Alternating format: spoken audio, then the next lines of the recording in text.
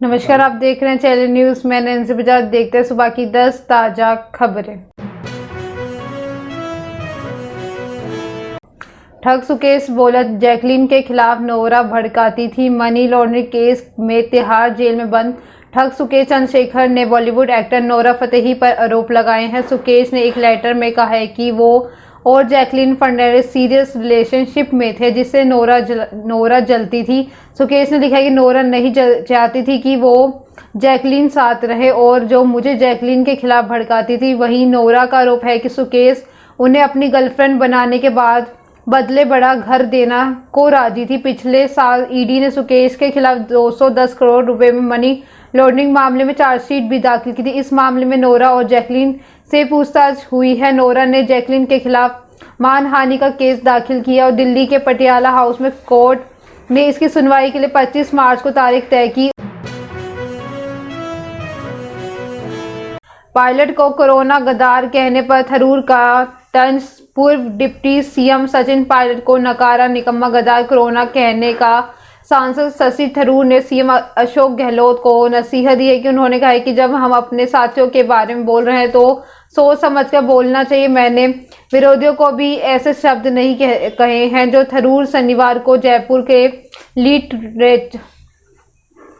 Literature festival JLF में गहलोत की ओर से पायलट को गद्दार और कोरोना कहने को लेकर पूछे गए सवाल का जवाब दे रहे हैं। उन्होंने कहा कि मुझे राजनीति में 14 साल का वक्त हो गया है। मैंने किसी के बारे में कभी भी ऐसा कहने का उकसाने की कोशिश नहीं की। मैं राजनीति में कभी भी कीचड़ कुश्ती नहीं करना चाहता। ये सोचकर मैंने काफी मुद्दे को अवॉइड किया। थरूर ने कहा है कि मैं अपने साथियों से यही गुजारिश करता हूं कि अभी भाई बहनों के बारे में ऐसा कहना अच्छा नहीं है। हमें अपने मतभेदों को मिटाने की कोशिश करनी चाहिए। लोगों के अलग अलग विचार भी हो सकते, इसमें दूसरे तरीके से भी हो सकते। मैं यही चाहूंगा कि पार्टी के अंदर हमें एक दूसरे से प्रेम से रहना चाहिए। मैंने अपने विरोधियों को भी ऐसे शब्द नहीं कहे।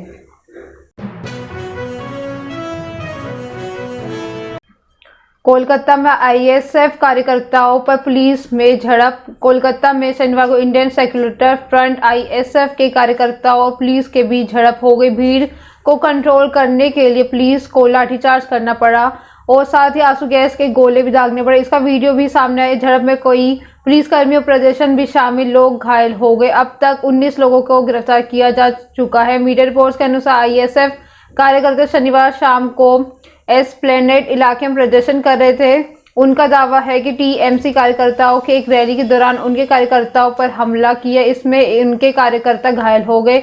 इसके चलते वहां TMC नेता अरबुल इस्लाम की गिरफ्तारी की मांग कर रहे। प्रदर्शन में हजारों लोग शामिल हैं, जिस कारण सड़क पर जाम लग गया। पुलिस ने लोगों से रोड खाली करने का अनुरोध किया तो लेकिन प्रदर्शनकारियों ने बात मानने से इनकार कर दिया। दिल्ली में भीड़ को तितर-बितर करने के लिए कोलकाता पुलिस ने बल का प्रयोग किया और ISF कार्यकर्ताओं को लाठीचार्ज शुरू कर दिया। इस दौरान ISF नेता के विधायक नौशाद सिद्दीकी को हिरासत में ले लिया गया।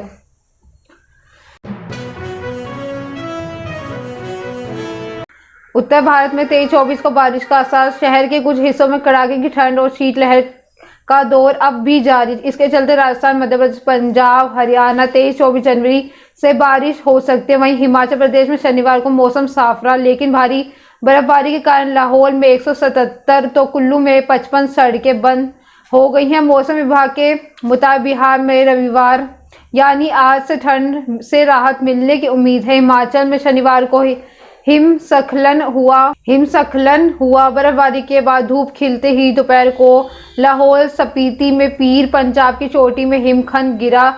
ढोलंग गांव के ऊपर हिमखंड गिरा। हालांकि हिमस्खलन इलाके के लोगों में दहशत का माहौल बना हुआ। इसमें जान माल का नुकसान हुआ। कुल्लू को लाहौर में करीब पेयजल स्कीमें जाम हो गई। राजस्थान में शनिवार को हुई माठप के बाद सर्दी फिर बढ़ गई। दिन भर चली सर्द हवा और सूरज की नरम तेवरों में चूरू, पिलानी, फतेहपुर तापमान गिरकर 5 डिग्री सेल्सियस तक पहुंच गया। अजमेर, दौसा, टोंक समेत कई शहर में सर्दी बढ़ने के साथ ठिठुरन शुरू हो गई। मौसम विशेषज्ञों के मुताबिक गणतंत्र दिवस तक एक बार फिर से कड़ाके की ठंड का असर दिखने लगा।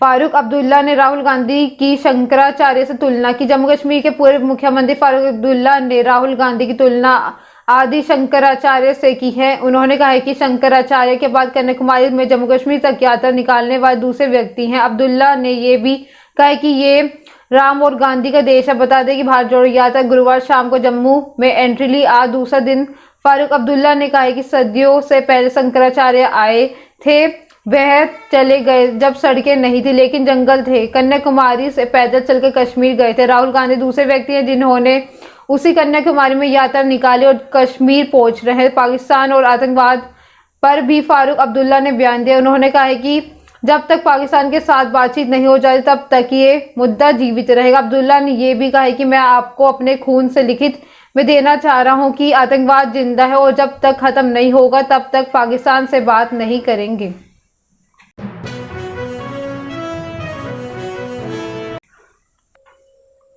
चौवन दिन बाद फिर जेल से बाहर आए राम रहीम। डेरा सच्चा सौदा के मुखी राम रहीम फिर जेल से बाहर आ गए। शनिवार को वह रोहतक की सुनहरे जेल से बाहर निकले, जिसके बाद कड़ी सुरक्षा में उत्तर प्रदेश के बागपत स्थित बरनावा आश्रम रवाना हो गए। उसके साथ मुंह बोली बेटी हनप्रीत भी साथी। राम रहीम शाम 5 बजे सोशल मीडिया पर लाइव आए और हमारे प्यारे करोड़ों बच्चों और आपको अवतार दिवस की बहुत बहुत बधाई दी। आपकी सेवा के लिए फिर से बेपरवाह ने समय दिया है कि हम फिर से हाजिर हुए, यूपी में पहुंच चुके हैं। पहली वाली बात अपने घरों में रहे, जिम्मेदारियों के आदेशों पर आगे के कार्यक्रम पर चलने हैं। कई सालों बाद बेपरवाह भी अवतार दिवस पर साथ संगत के दर्शन करने का मौका मिला। आप सब खुशियां मनाएं, आपके लाइव करेंगे, भगवान बहुत खुशियां दे। वहीं राम रहीम के पैरोल को लेकर रामचंद्र छत्रपति के बेटे अंशुल छत्रपति ने सरकार पर सवाल खड़े किए कि सरकार डेरे के सामने झुकी हुई है और राम रहीम अपने प्रभाव का इस्तेमाल कर रहे, सरकारी तंत्र उनके सामने दबा हुआ। उन्होंने कहा है कि राम रहीम के प्रभाव में उसे बार बार पैरोल दी जा रही है। 5 और ट्रायल को भी पहले भी प्रभावित करने का काम किया था। न्यायपालिका ने 4 केसों में सजा सुनाई। वह आदतन अपराधी हैं। साधुओं को नपुंसक वाला मामला अदालत में विचाराधीन है।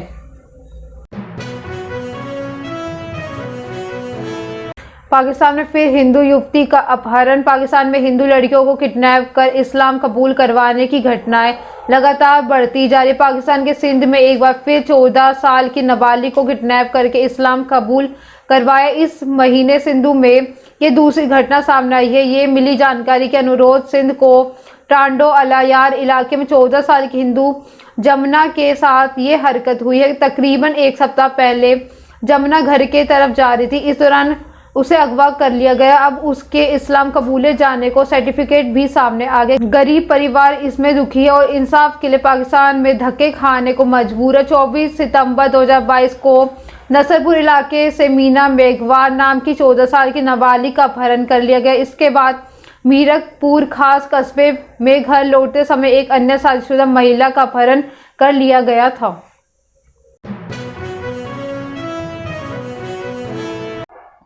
गाजियाबाद में 46 करोड़ की टैक्स चोरी में कारोबारी गिरफ्तार। केंद्रीय वस्तु एवं सेवा कर निदेशालय CGST गाजियाबाद की टीम ने 46 करोड़ रुपए की टैक्स चोरी में दिल्ली के लोहा कारोबारी अमित गुप्ता को गिरफ्तार किया। आरोपी को शनिवार को मेरठ कोर्ट में पेश कर जेल भेज दिया गया।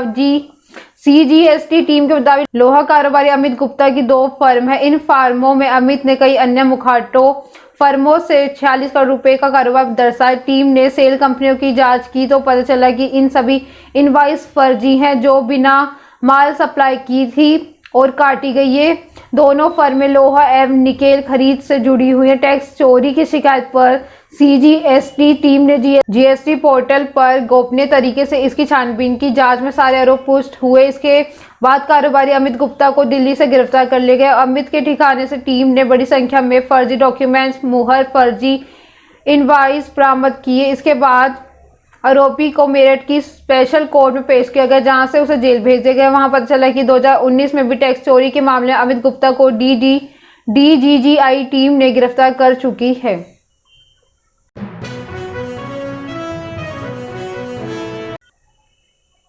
ओलंपिक में 6 टीमों का cricket tournament. International cricket council ICC ने 2028 में लॉस एंजलिस में होने वाले ओलंपिक गेम्स में क्रिकेट को शामिल कराने की अपनी मुहिम तेज कर दी गई। इसी के तहत आईसीसी में ओलंपिक में होने वाले क्रिकेट टूर्नामेंट में पुरुष और महिला दोनों कैटेगरी के 6 टीमों की भागीदारी का प्रस्ताव रखा है। आईसीसी के प्रस्ताव में मुताबिक एक खास कट ऑफ डेट को जो टीमें रैंकिंग में टॉप 6 में रहेंगी उन्हें सीधा ओलंपिक में एंट्री मिल जाएगी। पुरुष और महिला दोनों कैटेगरी के लिए यह तरीका अपनाया जाएगा। कट ऑफ डेट क्या होगी, इस पर फैसला अभी तक नहीं लिया गया। आईसीसी के प्रस्ताव का यह मतलब नहीं है कि क्रिकेट 2028 ओलंपिक में शामिल होना तय हो गया। शनिवार को ये खबर भी सामने आई थी कि अंतर्राष्ट्रीय ओलंपिक समिति आईओसी क्रिकेट को शामिल न करने का फैसला किया। फिर खबर आई कि ये अभी इस बारे में कोई फैसला नहीं हुआ कि और क्रिकेट की उम्मीदें कायम है।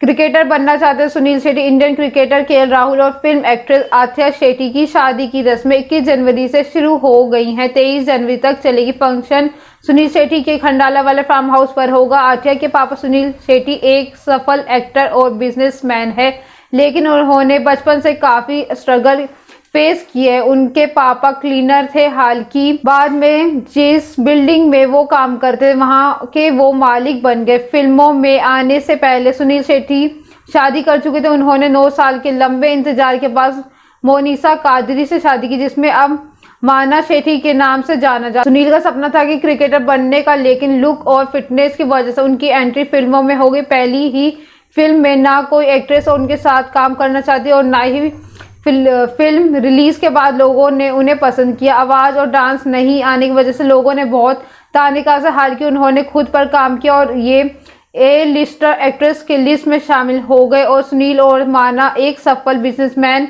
है और दोनों की कुल नेटवर्थ करीब 500 करोड़ की है। जहां सुनील कई रेस्टोरेंट और प्रोडक्शन हाउस के मालिक हैं, वहीं माना कि रियल एस्टेट बिजनेस की नामी पर्सनैलिटी है। ये थी सुबह की 10 ताजा खबरें। ऐसे अपडेट्स के लिए बने रहे हमारे चैनल को लाइक करें, कमेंट करें एंड सब्सक्राइब करना ना भूलें। धन्यवाद।